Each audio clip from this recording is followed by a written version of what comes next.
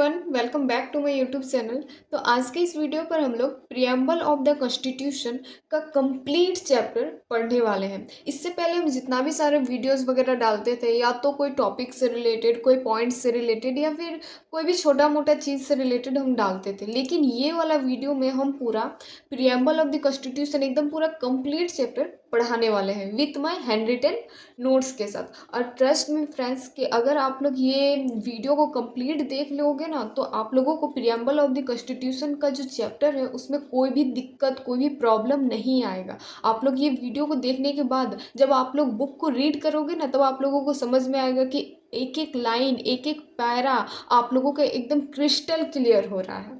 आया बात समझ में? अगर वीडियो अच्छा लगे तो प्लीज़ लाइक एंड सब्सक्राइब ज़रूर कर दीजिएगा। तो चलिए फटाफट से जो हम लोगों का चैप्टर है प्रियम्बल ऑफ द कॉन्स्टिट्यूशन, उसको स्टार्ट करते हैं।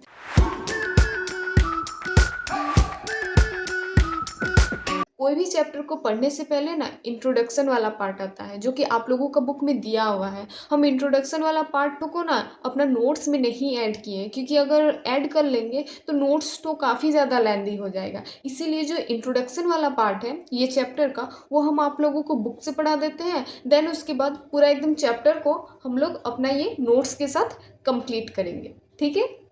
आप लोग देख सकते हैं प्रियम्बल ऑफ द कॉन्स्टिट्यूशन का जो इंट्रो वाला पार्ट है वो यहाँ से लेकर यहाँ तक है। तो ये जो पैराग्राफ है ना, ये हम लोग बुक से ही पढ़ते हैं। देन उसके बाद पूरा जो चैप्टर है उसको हम लोग अपना नोट्स में कंप्लीट करेंगे। ये चैप्टर जो है इसमें दो वर्ड आता है, एक प्रियम्बल, एक कॉन्स्टिट्यूशन। हर स्टूडेंट को ये दो वर्ड एकदम क्रिस्टल क्लियर होना चाहिए। आई नो कि बहुत सारे स्टूडेंट को पता होगा कि प्रियम्बल का मतलब क्या है, कॉन्स्टिट्यूशन का मतलब क्या है, लेकिन हम एकदम बेसिक से ले जाना चाहते हैं। तो हम दोबारा एक बार बताना चाहते हैं कि प्रियम्बल का मतलब क्या होता है, कॉन्स्टिट्यूशन का मतलब क्या होता है। तो कॉन्स्टिट्यूशन मतलब क्या होता है, सबसे पहले ये हम लोग समझते हैं। देखिए, आप लोग कोई भी काम करते हो ना, तो उसके लिए एक रूल होता है। आप लोग अगर स्कूल भी जाते हैं ना, तो रूल एज पर रूल जाते हो कि स्कूल का टाइमिंग कितना बजे है, उतना बजे ही आप लोग जाएंगे। कब लंच होता है, कब छुट्टी होता है, एज अ रूल के हिसाब से चलता है। तो हम लोगों का जो इंडिया है, इंडिया को भी चलाने के लिए एक रूल होना चाहिए ना। अब वही सारे जो रूल है वो ना ये कॉन्स्टिट्यूशन का बुक में लिखा हुआ है। कॉन्स्टिट्यूशन एक बुक है जिसमें ना बहुत सारे रूल लिखा हुआ है कि लोगों के पास क्या अधिकार है, देश को कैसे चलाना है, गवर्नमेंट कैसे वर्क करती है, ये सारी चीज़ें। और प्रियम्बल क्या है, अब हम लोग ये समझते हैं। आप लोग कोई भी बुक लेते हैं, चाहे कोई भी बुक, देखिएगा जो सबसे पहला पेज होता है ना, वो कंटेंट का पेज होता है। कंटेंट में क्या लिखा हुआ रहता है कि बुक में कितने सारे चैप्टर है, कौन कौन से चैप्टर है, कौन सा चैप्टर कितने पेज नंबर पे है, ये सारी चीज़ें। तो ये जो प्रियम्बल है ना, ये कॉन्स्टिट्यूशन के एक कंटेंट पेज आप लोग समझ लीजिए कि प्रियम्बल हम लोगों को ये बताता है कि एक्चुअली में कॉन्स्टिट्यूशन में क्या क्या लिखा हुआ है। प्रियम्बल का मतलब हम लोग आगे भी समझेंगे, लेकिन अभी सिंपल बेसिक समझ के रख लीजिए कि कॉन्स्टिट्यूशन एक बुक है जिसमें सारे रूल वगैरह लिखा हुआ है। और प्रियम्बल जो है ये कॉन्स्टिट्यूशन का कंटेंट वाला पेज है। प्रियम्बल में जो जो चीज़ें लिखी हुई है ना, वही सारी चीज़ें ये कॉन्स्टिट्यूशन में एकदम पूरा अच्छे से एज पर रूल डिफाइन किया गया है। आया बात समझ में? अब हम लोग इंट्रोडक्शन पे आते हैं। इंट्रोडक्शन में आप क्या बोल रहा है? The American Constitution was the first to begin with a preamble. Many countries, including India, followed this practice. जो अमेरिका का कॉन्स्टिट्यूशन है ना, उस कॉन्स्टिट्यूशन में पहली बार प्रियम्बल को ऐड किया गया था। और यही चीज़ को देखते हुए इंडिया, फिर बहुत सारे अलग अलग कंट्री भी यही चीज़ को अपने कॉन्स्टिट्यूशन में ऐड करते गए। The term preamble refers to the introduction और प्रीफेस टू द कॉन्स्टिट्यूशन। अभी हम बताएं कि कॉन्स्टिट्यूशन का जो कंटेंट वाला पेज होता है वो प्रियम्बल कहलाता है। तो यहाँ पर भी देखिए लिखा हुआ है रिफर्स टू द इंट्रोडक्शन और preface of the constitution. Constitution में एक्चुअली लिखा क्या है, क्या नहीं लिखा है, वो सारे ये इंट्रोड्यूस कराता है preamble. It contains the summary और essence of the constitution. Constitution में जो भी सारी चीज़ें लिखी हुई है ना, वो सारी चीज़ों को समरी में प्रियम्बल में बताया गया है। N A Palkhivala, an eminent jurist and constitutional expert, called the preamble as the identity card of the constitution. ये जो एन ए पालकीवाला है ना, ये प्रियम्बल को कॉन्स्टिट्यूशन का आइडेंटिटी कार्ड बताया है। आइडेंटिटी कार्ड में क्या लिखा हुआ रहता है? कोई भी इंसान का कब उसका जन्म हुआ, क्या नाम है, मम्मी पापा का क्या नाम है, कहाँ से आया है, उसका आइडेंटिटी कार्ड बताता है। तो प्रियम्बल में भी यही चीज़ें बताई जाती है जो कॉन्स्टिट्यूशन में एक्चुअली लिखी हुई है। The preamble to the Indian constitution is based on the objective revolution. जो प्रियम्बल है ना इंडियन कॉन्स्टिट्यूशन, वो ऑब्जेक्टिव रिवोल्यूशन पर बेस्ड है। Drafted and moved by Pandit Nehru and adopted by the constituent assembly. इसको ड्राफ्ट पंडित नेहरू ने किया गया था और कॉन्स्टिट्यूशन असेंबली के द्वारा इसको अडॉप्ट किया गया था। It has been amended by the 42nd Constitutional Amendment Act 1976 which added 3 new words socialist, secular and integrity। जब 42nd कॉन्स्टिट्यूशनल अमेंडमेंट हुआ ना, अमेंडमेंट मतलब चेंज करना, कुछ भी बदलाव करना। जब 42nd कॉन्स्टिट्यूशनल अमेंडमेंट हुआ ना, तब प्रियम्बल में ये 3 गो वर्ड को ऐड किया गया था, एक सोशलिस्ट, सेकुलर एंड इंटेग्रिटी। अब हम आप लोगों को दिखाते हैं कि एक्चुअली में प्रियम्बल दिखता कैसे है। देखिए, ये जो पिंक कलर का आप लोगों को दिख रहा है ना, ये इसका आधा एक भाग यहाँ पर दिया हुआ है। यहाँ पर पूरा अटा नहीं, क्योंकि इधर पेज खत्म हो गए, इसलिए यहाँ पर दे दिया है। इसको आप लोग एक ही मान के चलिए। यहाँ से लेकर जो यहाँ तक है ना, ये प्रियम्बल का पेज है। आप लोग देख सकते हैं कि यहाँ पर जो जो चीज़ें लिखी हुई है ना, वही सारी चीज़ों को कॉन्स्टिट्यूशन में अच्छे तरीके से समझाया गया कि उसका रूल कैसा होगा, कैसे उसको फॉलो करना है, ये सारी चीज़ें। तो आप लोग प्रियम्बल भी देख लिए और साथ ही साथ हम इंट्रोडक्शन भी इसका दे दिए। अब हम लोग अपना नोट्स में आते हैं। अब नोट्स में हम लोग ये पूरा कंप्लीट चैप्टर को एकदम अच्छे तरीके से समझेंगे। कहाँ तक? इस टॉपिक तक आया समझ में? तो अब हम लोग आते हैं अपना नोट्स में। जैसे कि इससे पहले वाली वीडियो पर हम प्रियम्बल ऑफ द कॉन्स्टिट्यूशन का जो चैप्टर है उसका इंट्रोडक्शन दिए थे और साथ ही साथ हम प्रियम्बल का जो पेज है उसको भी दिखाए थे, पिंक कलर का था। ठीक है, अब हम लोग अपना नोट्स को कैरी ऑन करते हैं कि इसमें कौन कौन सा टॉपिक है, एकदम पूरा इन डिटेल स्मूथ तरीके से समझेंगे। और अगर आप लोग वीडियो पर न्यू है तो प्लीज़ लाइक एंड सब्सक्राइब ज़रूर कर लीजिएगा। तो अब हम लोग समझते हैं प्रियम्बल का मतलब। प्रियम्बल का मतलब तो हम पहले भी समझा चुके हैं, लेकिन और एक बार हम समझा देते हैं। In a constitution the preamble is the opening paragraph that explain the basic purpose, values and guiding principle of the country. जैसे ही हम लोग कॉन्स्टिट्यूशन का बुक को ओपन करते हैं, उसका जो पहला पेज होता है वो प्रियम्बल का ही रहता है। और प्रियम्बल हम लोगों को क्या बताता है? Guiding principle of the country, basic purposes कि कैसे इंडिया को चलाना है, कैसे कोई भी कंट्री को चलाना है, लोगों का अधिकार क्या क्या है, वो सारी चीज़ें। आया समझ में? अब इसके बाद टॉपिक आता है keywords in the preamble. Preamble में बहुत सारे कीवर्ड्स है जो कि एक एक करके हम लोग समझेंगे। टोटल 9 कीवर्ड्स है। सोवरेन से स्टार्टिंग हो रहा है, फैटर्निटी पर जाकर कंप्लीट होगा। तो एक एक जो कीवर्ड्स है उसको एकदम पूरा अच्छे तरीके से बुक में डिफाइन किया गया है। तो जो जो इम्पोर्टेंट चीज़ें हैं ना, वो हम अपना नोट्स में ऐड किए हैं, तो आप लोगों को एकदम अच्छे से समझ में आएगा। ठीक है, तो चलिए हम लोग पढ़ते हैं। सबसे पहले सोवरेन। सोवरेन का मतलब क्या होता है? Supreme power of the state to govern itself without external control और इंटरनल कंट्रोल। सोवरेन का मतलब होता है आज़ादी। अगर कोई भी कंट्री आज़ाद हो गया है, इंडिपेंडेंट हो गया है, तो कोई भी अदर कंट्री आके उसके ऊपर रूल नहीं करेगी, ना ही उसको समझाएगी, कुछ भी नहीं करेगी। वो खुद का अपना रूल बनाएगी, खुद अपना देश को चलाएगी। दैट इज़ कॉल्ड सोवरेन, मतलब आज़ादी। हम लोगों का इंडिया क्या है? एक सोवरेन कंट्री है। हम लोगों का इंडिया में कोई अदर कंट्री आके रूल वगैरह नहीं कर सकती। पहले अंग्रेज आए थे, हम लोग गुलाम थे, लेकिन जैसे ही हम लोग इंडिपेंडेंट हुए, सोवरेन हुए, आज़ादी पाए, उसके बाद हम लोग अपना रूल वगैरह खुद से ही बनाते हैं। कोई अदर कंट्री हम लोगों का नहीं बना देता है। तो वही सोवरेन का मतलब होता है। इसमें कुछ कीवर्ड्स हैं, तो हम लिखे हैं इन 1949 Commonwealth membership does not affect Indian sovereignty. एक कॉमनवेल्थ मेंबरशिप नाम का ग्रुप था, उसमें ना बहुत सारे मेंबर्स बैठते थे। फिर इंडिया को कैसे चलाना है, देश को कैसे चलाना है, ये सारी चीज़ों के बारे में वो लोग सोच विचार करते थे। लेकिन वो ग्रुप में कोई भी अदर कंट्री का मेंबर नहीं ऐड किया जा सकता है। अगर इंडिया का है तो फिर ऐड हो सकता है, लेकिन कोई अदर कंट्री का ऐड नहीं किया जा सकता। अगर अदर कंट्री का ऐड नहीं करेगा तो जाहिर सी बात है भाई, हम लोगों का इंडियन सोवरेनिटी को अफेक्ट नहीं पहुंचाएगा। आया बात समझ में? फिर सेकंड पॉइंट है UNO membership does not limit sovereignty. UNO जो होता है, यूएनओ तो आप लोग समझते ही होंगे, तो यूएनओ जो भी मेंबर बनता है वो ना कोई भी देश को चलाने के लिए वो रूल बता सकता है कि भाई ऐसा ऐसा करो, तुम अपना देश को चला सकते हो, लेकिन फोर्स नहीं कर सकता है कि तुमको यही करना है। हर देश, हर कंट्री अपना रूल खुद से ही बनाएगी और अपना देश को खुद से ही चलाएगी। यूएनओ के प्रेशर में आकर वो ऐसा नहीं कर सकती है। Excepting the British crown as head of the commonwealth did not affects Indian sovereignty. एक ब्रिटिश क्राउन था। ब्रिटिश क्राउन का मतलब होता है कोई भी किंग या फिर क्वीन, ब्रिटिश किंग या फिर ब्रिटिश क्वीन। ब्रिटिश किंग या ब्रिटिश क्वीन को head of the Commonwealth, Commonwealth का मतलब अभी हम समझाएं कि एक मेंबरशिप, एक ग्रुप था जिसमें बहुत सारे मेंबर बैठक करते थे, कैसे चलाना है देश को, ये सारी चीज़ों को समझते थे। तो head of the Commonwealth British crown को बनाया जरूर गया था, लेकिन कोई भी इंसान उसका बातों को नज़रअंदाज करता था। ऐसा नहीं कि अगर हेड बन गया तो हम आपका ही बात को मानेंगे।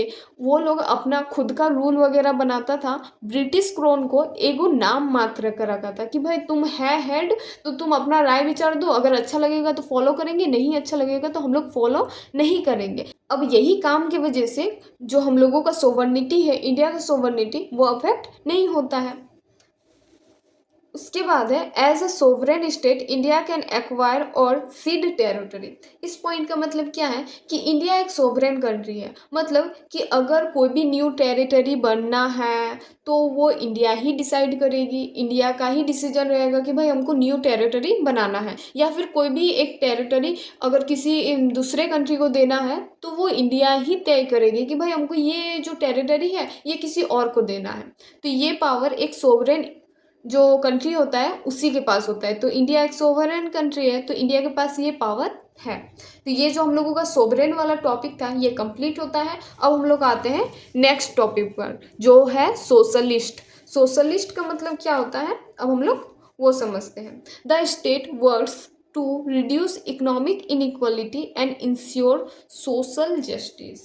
सोशल जस्टिस, सोशलिस्ट का मतलब क्या होता है कि जो गवर्नमेंट है, जो भी लोग है, सिटीजन है, उसको एकदम इक्वली ट्रीट करेगी, इनइक्वालिटी पैदा नहीं करेगी कि तुम अमीर है, गरीब है, फिर लड़का है, लड़की है, ये सारी चीज़ें। जो गवर्नमेंट है ना वो इनइक्वालिटी को कम करेगी और सोशल जस्टिस पर ज़्यादा फोकस करेगी कि हर सिटीजन को न्याय मिलना चाहिए और सभी को एक समान होकर देखना चाहिए। कोई भी अमीर नहीं, कोई भी गरीब नहीं, कानून के नज़र में सब बराबर है। तो हम लोगों का जो इंडिया है वो सोशलिस्ट को फॉलो करता है। हर गवर्नमेंट के सामने हर लोग एकदम बराबर है, इक्वल है, कोई भी ऊंच नीच अप डाउन नहीं है।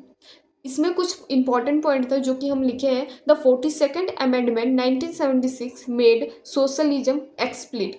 हम लोगों का जो 42nd अमेंडमेंट एक्ट हुआ था ना 1976 में, उस टाइम सोशलिज्म को एक्सप्लिट किया गया था। मतलब कि सोशलिज्म को ये बताया ही गया था कि गवर्नमेंट को ये फॉलो करना ही पड़ेगा। 42nd अमेंडमेंट एक्ट के पहले भी सोशलिज्म था, सोशलिस्ट था, लेकिन कोई भी पैरा में, कोई भी टॉपिक में उसको एक वर्ड के माध्यम से घुसा दिया गया था। लेकिन 42nd अमेंडमेंट एक्ट के बाद ये सोशलिज्म को ना एकदम प्रियम्बल में ऐड किया गया था कि नहीं, ये फॉलो होना ही चाहिए, ये एक हम लोगों का महत्वपूर्ण चीज़ है। सोशलिज्म को एकदम पूरा अच्छे से फॉलो, रूल वगैरह के साथ फॉलो करना चाहिए हर किसी को, ना कि ओनली गवर्नमेंट को।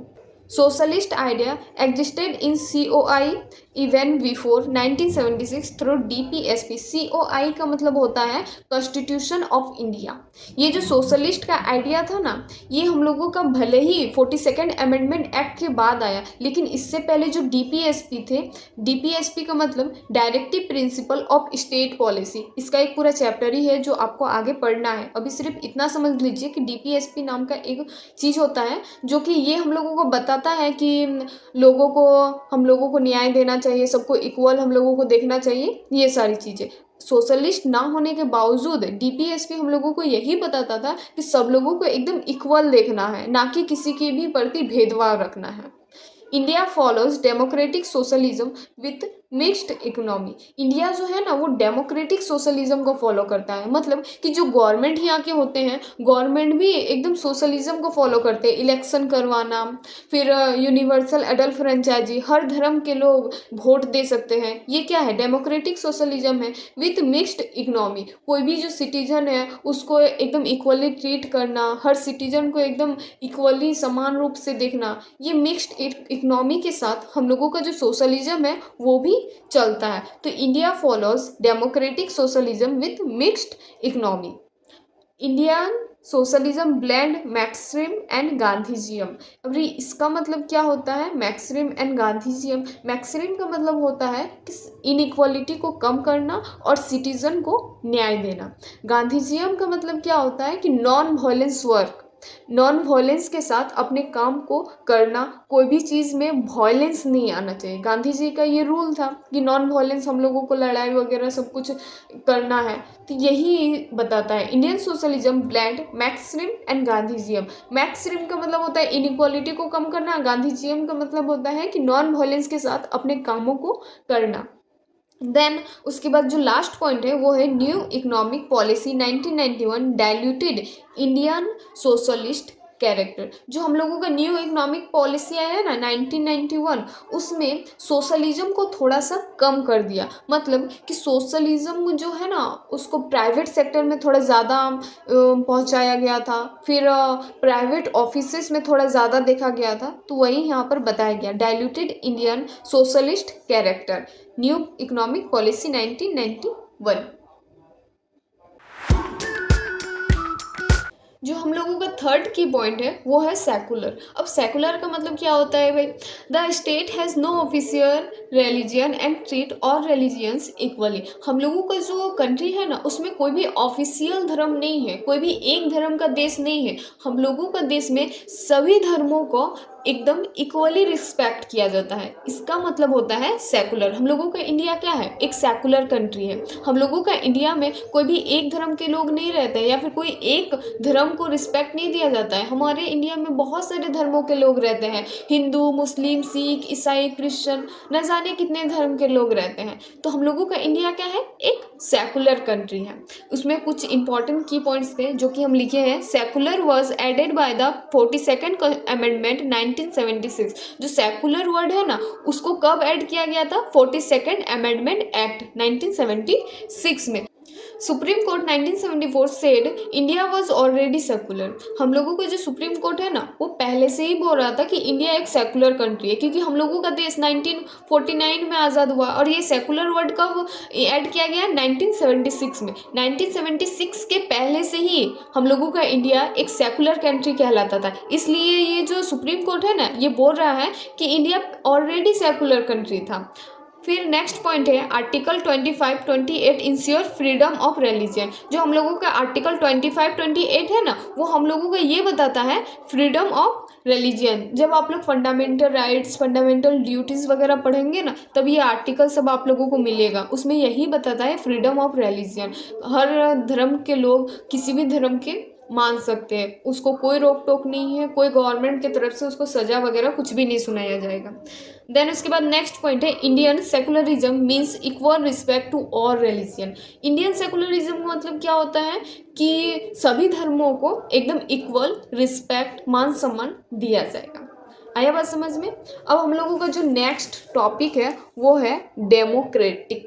डेमोक्रेटिक का मतलब क्या होता है? People are the real source of power. Democratic का मतलब होता है ना जो पीपुल, जो जनता जनार्दन होती है वही एक रियल सोर्स ऑफ पावर होता है। अगर गवर्नमेंट बनाना है तो जो जनता है वही इलेक्शन करके बनाएगी। अगर कुछ भी अमेंडमेंट करना है तो वही जनता जनार्दन इलेक्शन करके फिर वोट वगैरह देकर अमेंडमेंट वगैरह सब कुछ होगा। मतलब कि इसमें डेमोक्रेसी को दिखाया गया है, तानाशाही वाला नहीं कंट्री है। हम लोगों का इंडिया कौन सा कंट्री है? डेमोक्रेटिक। मतलब कि यहाँ पर गवर्नमेंट अगर बनता है तो वोट के द्वारा बनता है, इलेक्शन के द्वारा बनता है, पीपुल जिसको बनाना चाहता है वही बनता है। यही जो चीज़ें हैं वो दर्शाता है कि हम लोगों का इंडिया एक डेमोक्रेटिक कंट्री है। इसमें बहुत सारे कुछ की पॉइंट्स हैं, उसको अब हम लोग देखते हैं। Democracy is based on popular sovereignty. हम लोगों का जो डेमोक्रेसी है ना वो किस पर बेस्ड है? पॉपुलर सोवर्निटी पर। यहाँ पर हम डी करके डेमोक्रेसी को इंडिकेट किए हैं। डेमोक्रेसी 2 टाइप्स, जो डेमोक्रेसी है ना वो 2 टाइप्स का है, एक डायरेक्ट एंड एक रिप्रेजेंटेटिव डेमोक्रेसी। डेमोक्रेसी कितने टाइप का है? 2 टाइप का, एक डायरेक्ट एंड एक रिप्रेजेंटेटिव डेमोक्रेसी। तीसरा पॉइंट है India follows representative parliamentary democracy under constitution of India. जो इंडिया है ना हम लोगों का, वो रिप्रेजेंटेटिव पार्लियामेंट डेमोक्रेसी को फॉलो करता है कॉन्स्टिट्यूशन ऑफ इंडिया के तहत।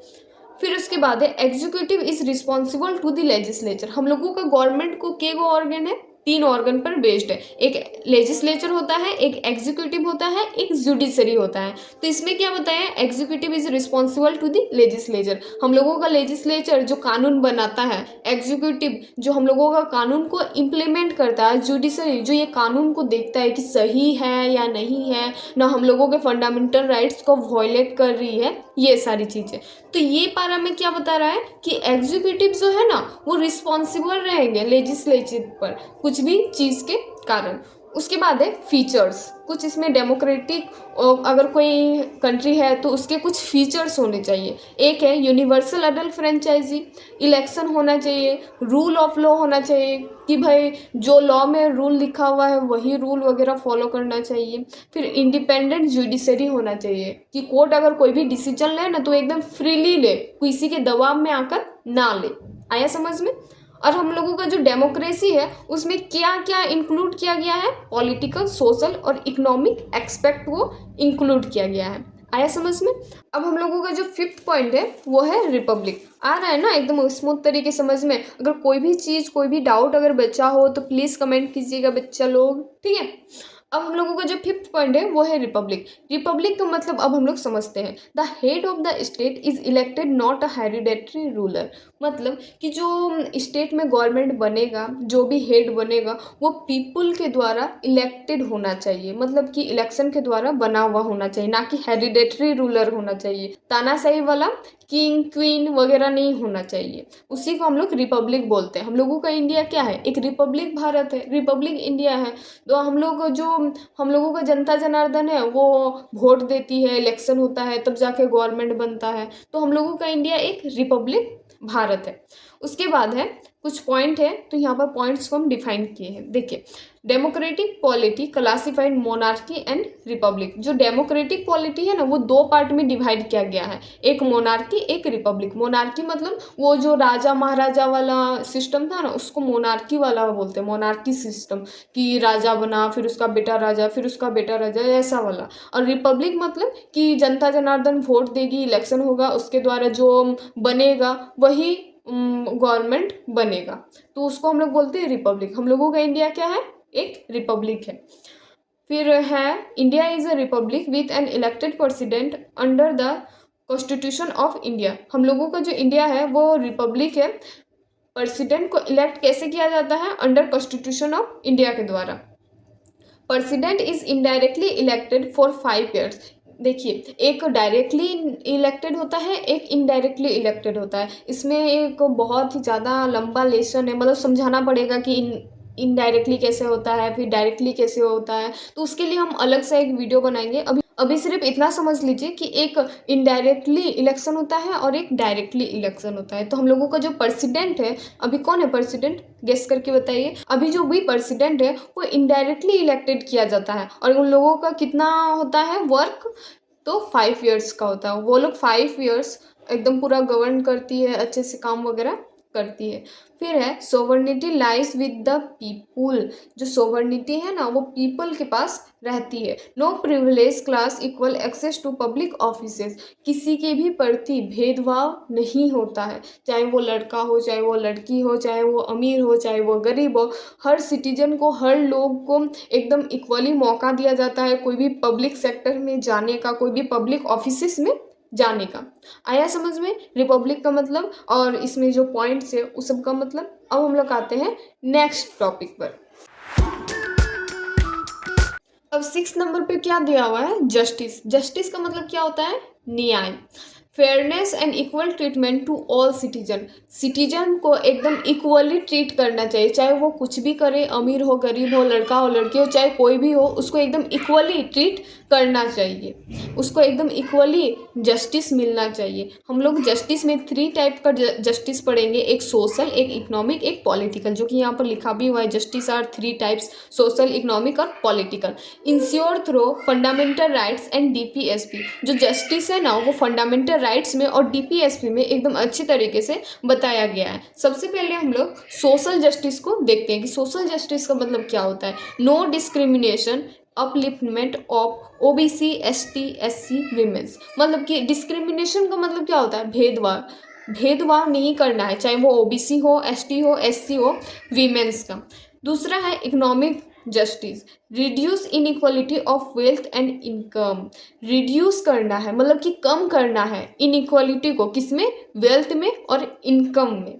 Distributive justice, social plus economic justice को ही हम लोग डिस्ट्रीब्यूटिव जस्टिस भी कहते हैं। फिर है पॉलिटिकल जस्टिस, यहाँ पर पॉलिटिकल में ये छूट गया है। पॉलिटिकल जस्टिस, पॉलिटिकल जस्टिस मतलब क्या होता है, equal political rights and opportunity. सभी को एकदम इक्वल पॉलिटिकल राइट्स मिलना चाहिए और साथ ही साथ अपॉर्चुनिटीज़ भी मिलना चाहिए। कोई भी सेक्टर में वो लोग जाके वर्क कर सकते हैं, कोई भी बिना भेदभाव के। ठीक है, अब हम लोग आते हैं नेक्स्ट पॉइंट पर, वो है India of justice inspired by the Russian revolution. बहुत ही ज़्यादा इंपॉर्टेंट, ये वाला याद रखिएगा क्योंकि बहुत बार क्वेश्चन घुमाता भी है और पूछता भी है कि जो इंडिया आइडिया है ना जस्टिस का वो कहाँ से लिया गया था, तो रशियन रिवॉल्यूशन 1917 से। ठीक है, अब हम लोग आते हैं नेक्स्ट पॉइंट पे। नेक्स्ट पॉइंट में क्या दिया हुआ है, लिबर्टी।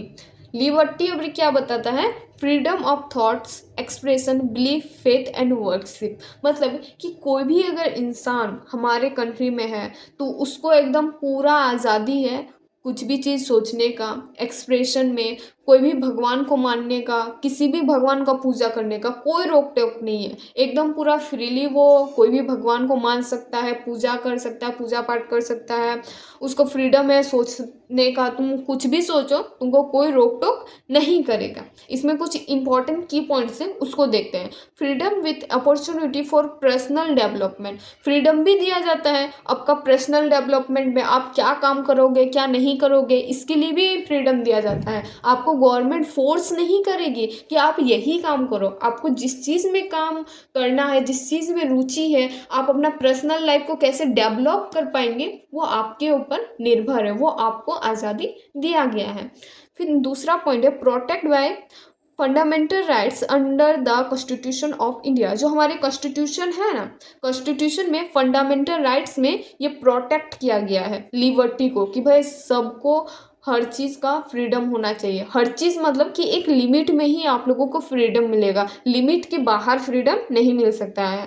ठीक है, liberty is not absolute, it has constitution limit. देखिए यहाँ पर लिखा हुआ है ना, जो लिबर्टी है ना इसमें ऐसा नहीं है कि अनलिमिटेड फ्रीडम है, कुछ भी है, किसी को भी आप मार सकते हैं, किसी को भी, ऐसा नहीं है। एक लिमिटेड आप लोगों को फ्रीडम दिया जाता है। Inspired by the French revolution, ये जो लिबर्टी है ना, ये लिबर्टी किस चीज़ से इंस्पायर हुआ है, फ्रेंच रिवॉल्यूशन से। मतलब कि हम लोगों का जो कॉन्स्टिट्यूशन मेकर्स थे वो लिबर्टी को कहाँ से लाए, कहाँ देखे थे, तो वो फ्रेंच रिवॉल्यूशन में देखे थे।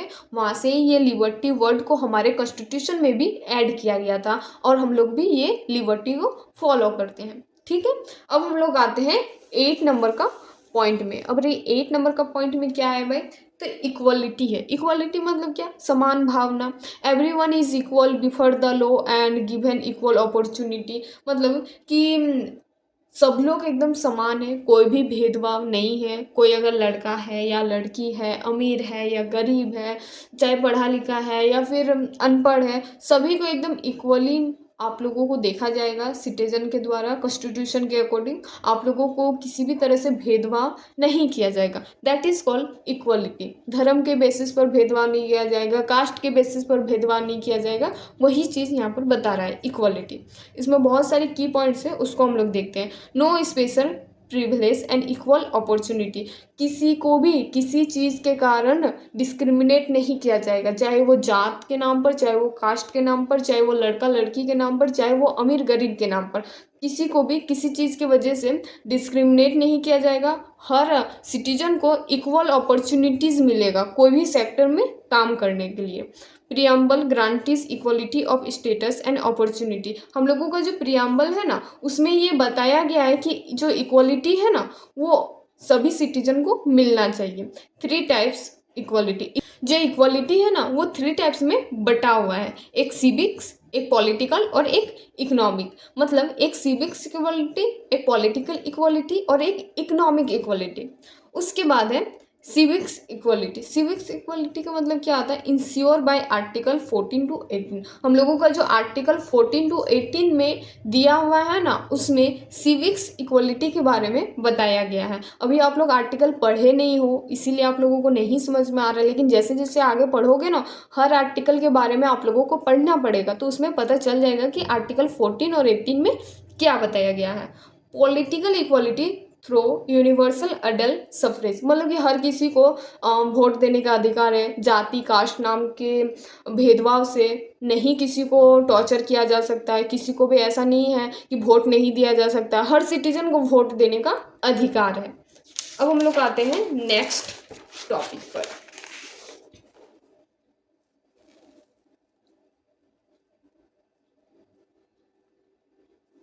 तो यहाँ पर भी एक पॉइंट है जो कि है इकोनॉमिक इक्वलिटी। इकोनॉमिक इक्वलिटी का मतलब क्या होता है?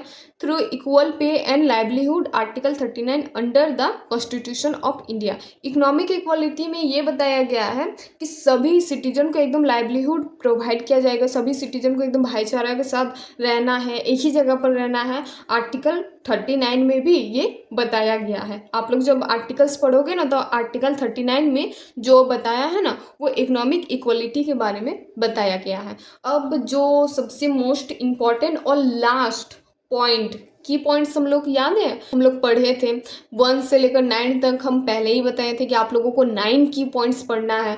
पहला स्टार्टिंग कहाँ से हुआ था? आप लोग देख सकते हैं, पहला जो स्टार्टिंग हुआ था हम लोगों का सोवरेन से स्टार्टिंग हुआ था, और इंड कहाँ हो रहा है? फैटर्निटी पर इंड हो रहा है। तो अब ये हम लोगों का लास्ट की पॉइंट है, लेकिन इसके बाद भी 3 टॉपिक बचेगा, तो उसको भी एकदम स्मूथ तरीके से पढ़ेंगे, जैसे ये सारे पॉइंट्स को हम लोग पढ़े हैं। तो फैटर्निटी का मतलब अब हम लोग समझते हैं कि फैटर्निटी का मतलब क्या होता है।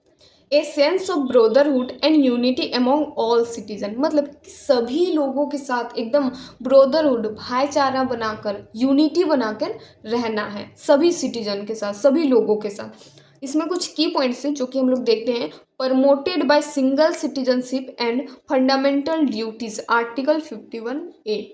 हम लोगों का जो फैटर्निटी है ये क्या प्रोवाइड करता है? Single citizenship. हम लोगों का इंडिया में तो सिंगल सिटीजनशिप है। हम लोग कहीं अगर बाहर जाएंगे ना, तो हम लोग यही बोलेंगे कि भाई हम लोग इंडियन हैं, हम लोग इंडिया से आए हुए हैं, ना कि ये बोलेंगे कि महाराष्ट्र से आए हैं, झारखंड से आए हैं, बिहार से आए हैं, यूपी से आए हैं, वगैरह वगैरह। हम लोगों का सिंगल सिटीजनशिप है, याद रखिएगा। और फंडामेंटल ड्यूटीज़ में भी ये बताया गया है। इसको कहाँ लिखा हुआ है? आर्टिकल 51A में लिखा हुआ है। Preamble ensure dignity of the individual, unity and integrity of the nation. जो हम लोगों का प्रियम्बल है ना, उसमें यही बताया है, dignity of the individual, unity and integrity of the nation. Integrity added by the 42nd amendment 1976। हम लोगों का जो इंटीग्रिटी है वो कब ऐड किया गया था? तो 42nd अमेंडमेंट में 1976 में ऐड किया गया था।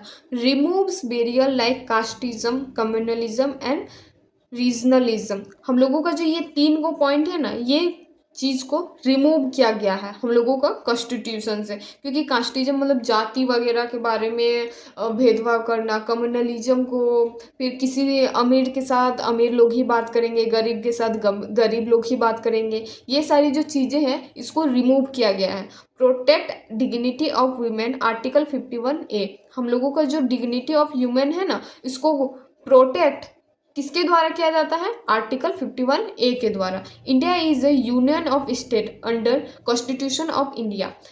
इंडिया एक यूनियन ऑफ स्टेट है। ये किसमें लिखा हुआ है? कॉन्स्टिट्यूशन ऑफ इंडिया में लिखा हुआ है। आए समझ में? तो हम लोगों का ये जो की पॉइंट्स था, टोटल 9 की पॉइंट्स है, आप लोग अपना बुक में चेक कर सकते हैं। तो वो की पॉइंट्स यहाँ पर हम लोगों का कंप्लीट होता है। इसके बाद भी 3 टॉपिक बचा हुआ है जो कि यहाँ पर हम लिखे हुए हैं। तो अब ये 3 टॉपिक भी हम लोग एकदम स्मूथ तरीके से कवर करते हैं। पहला है significance of preamble. Significance of preamble का मतलब क्या होता है? महत्व। सिग्निफिकेंस का मतलब क्या होता है? महत्व। तो प्रियम्बल का क्या भाई महत्व है, वही हम लोग यहाँ पर समझेंगे।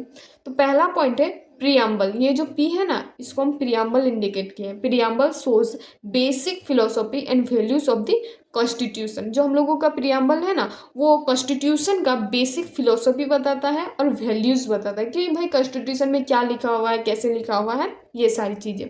और बहुत सारे कॉन्स्टिट्यूशनल मेकर्स थे जो कि अपने अपने तरीके से प्रियम्बल को डिफाइन किए हैं। यही ग्रीन करके हम हाईलाइट भी कर दिए हैं। तो एक एक करके पढ़ते हैं कि किन्होंने क्या बताया है प्रियम्बल को। अलादीन कृष्णावामी अय्यर, इन्होंने क्या बताया है? Preamble express what India had long dream of. इसमें बताया है कि प्रियम्बल में ये दिखाया जाता है, ये बताया जाता है कि इंडिया अपना जो सपना है कितना दूर तक देखती है, कितना लंबा देखती है, वो सारी चीज़ें। के एम मुंशी ने क्या बताया था? Horoscope of our sovereign democratic republic. हम लोगों का प्रियम्बल क्या है? एक horoscope of our sovereign democratic republic है। फिर है ठाकुरदास भार्गवा, इन्होंने क्या बताया था? सोल की एंड यार्डस्टिक ऑफ कॉन्स्टिट्यूशन। हम लोगों का जो प्रियम्बल है ना, वो कॉन्स्टिट्यूशन का आत्मा है, चाबी है और यार्डस्टिक है। फिर है अर्नेस्ट बैंकर। अर्नेस्ट बैंकर ने क्या किया था? Keynotes of the constitution. जो प्रियम्बल है ना, वो एक कीनोट्स है, मतलब कि ये इन्होंने एक नोट टाइप का दिया था जो कि यहाँ पर लिखा हुआ है। तो वो पढ़ते हैं। He quoted it in his book principle of social and political theory. इन्होंने ये कहा था कि जो principle of social and political theory है एक प्रियम्बल। एम हिदायतुल्लाह ने कहा था preambles is more than a declaration and forms the soul and framework of Indian democracy. इन्होंने कहा था जो हम लोगों का प्रियम्बल है ना, वो हम लोगों का कॉन्स्टिट्यूशन के लिए एक आत्मा है, साथ ही साथ एक फ्रेमवर्क है इंडियन डेमोक्रेसी का। इंडिया एक डेमोक्रेटिक कंट्री है, इंडिया डेमोक्रेटिक कंट्री है, ये कौन बताता है? प्रियम्बल। प्रियम्बल में लिखा हुआ है, बहुत सारी चीज़ें लिखा हुआ है। तो ये इंडिया एक डेमोक्रेसी है, उसका फ्रेमवर्क बताता है प्रियम्बल। तो ये सारी जो है वो सिग्निफिकेंस ऑफ प्रियम्बल है जो कि हम लोग अच्छे तरीके से पढ़े हैं। अब इसके बाद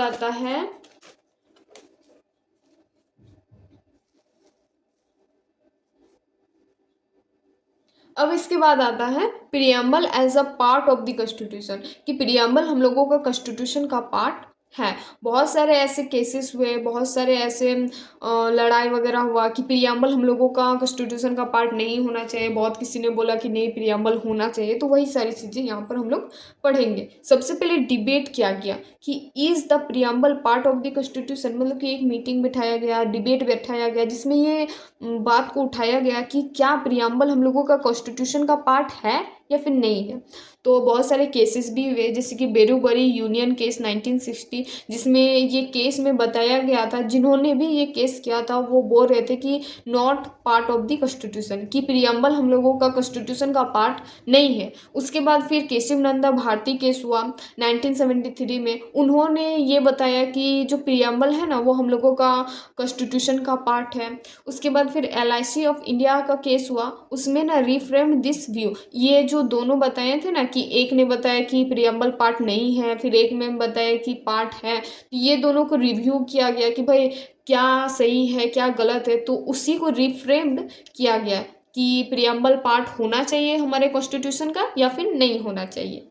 preamble helps in interpretation of the constitution. जो कॉन्स्टिट्यूशन का इंटरप्रिटेशन है ना, उसमें प्रियम्बल हेल्प करता है। Preamble is not a source of power, सिर्फ प्रियम्बल ही सोर्स ऑफ पावर नहीं है।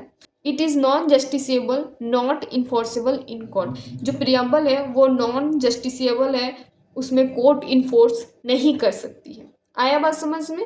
अब हम लोगों का जो लास्ट टॉपिक है, जिसका आप लोगों को पूरा बेसब्री से इंतज़ार था कि कब ख़त्म होगा, कब ख़त्म होगा, तो देखिए हम लोगों का लास्ट टॉपिक आ गया। तो यही है हम लोगों का last topic, amendability of the preamble. कब कब जो प्रियम्बल है वो अमेंड किया गया है। तो बहुत ही कम पॉइंट है, बहुत जल्दी ये जो चैप्टर है वो कंप्लीट हो जाएगा। तो चलिए इसको भी पढ़ ही लेते हैं। Amendment of preamble question in Kesavananda Bharati case 1973 article 68। जो कॉन्स्टिट्यूशन में प्रियम्बल है उसका अमेंडमेंट जो होता है, उसमें केशव नंदा भारती ने केस किया था। कब? 1973। ये आर्टिकल 368 में भी दिया हुआ है। Preamble is part of the constitution. इनके केस के बाद ये जाहिर किया गया, ये बताया गया कि प्रियम्बल जो है ना हम लोगों का कॉन्स्टिट्यूशन का एक पार्ट है। Basic features can not be altered. Altered मतलब होता है अमेंड करना, चेंज करना। तो जो प्रियम्बल का बेसिक फीचर है ना वो कभी भी चेंज नहीं हो सकता। किसका केस के बाद बताया गया था? केशव नंदा भारती केस के बाद। Earlier view in Berubari union case was overruled. जो बेरूबरी यूनियन केस हुआ था ना उसमें भी ये ओवर रूल्ड किया गया था। फिर लास्ट में है preamble amend only once by 42nd constitutional amendment act words added socialist, secular और इंटीग्रिटी। हम लोगों का जो प्रियम्बल है ना वो एक ही बार अमेंडमेंट हुआ है।